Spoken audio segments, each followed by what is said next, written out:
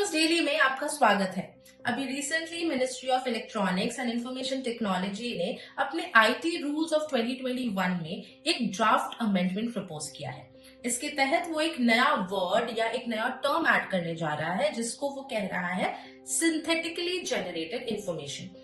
जिसको हम normal terms में एज डीप फेक्स जानते हैं। हमने कई बार कुछ सेलिब्रिटीज या पॉलिटिशियंस के ऑडियोज सुने हैं, वीडियोस देखे हैं, इमेजेस देखे हैं जो कि मॉर्फ करके कुछ और फॉर्म में प्रेजेंट किया जाता है एंड कॉमन पब्लिक वो ये समझ नहीं पाती है कि ये कंटेंट ओरिजिनल है या it has been generated by AI. So ऐसे टाइप के कंटेंट को कंट्रोल करने के लिए बेसिकली गवर्नमेंट ऑफ इंडिया ये मैंडेटरी स्टेप लेकर आई है। तो सबसे पहले तो उसने सिंथेटिकली जनरेटेड इंफॉर्मेशन को डिफाइन किया है, that is any kind of image, any kind of video और even any kind of audio that has not been originally generated but has been modified और created with the help of AI. तो ऐसे content को वो synthetically generated content बोल रहा है।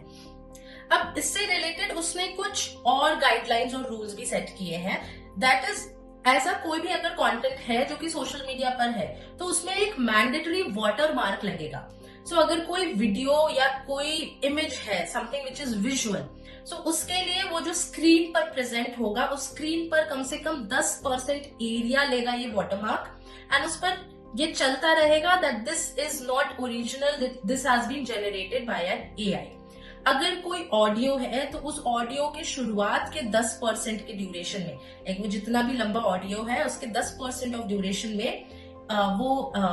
एक वाटरमार्क चलेगा जिसमें ये कह रहा होगा that this is not original और ये एक एआई जनरेटेड ऑडियो है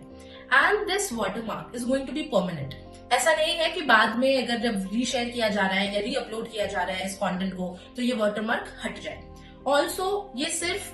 जो लोग अपलोड कर रहे हैं कंटेंट उनके लिए रिस्पॉन्सिबिलिटी नहीं है, सोशल मीडिया प्लेटफॉर्म्स को भी एक बहुत इंपॉर्टेंट रिस्पॉन्सिबिलिटी दी गई है कि जब भी कोई इंसान कंटेंट अपना अपलोड कर रहा है तो उससे ये पूछा जाएगा कि whether this thing is AI generated और इज इट ओरिजिनल, एंड अगर इट इज एआई जनरेटेड तो वो अपने मेटा डेटा में इस चीज को स्टोर करेगा ताकि फ्यूचर में जाके इस चीज का मिसयूज ना हो। एंड ऑल्सो जो कॉमन पब्लिक है, जो कॉमन लोग हैं, वो ये जान सके और समझ सके कि ये एआई जनरेटेड है और ये ओरिजिनल कंटेंट नहीं है।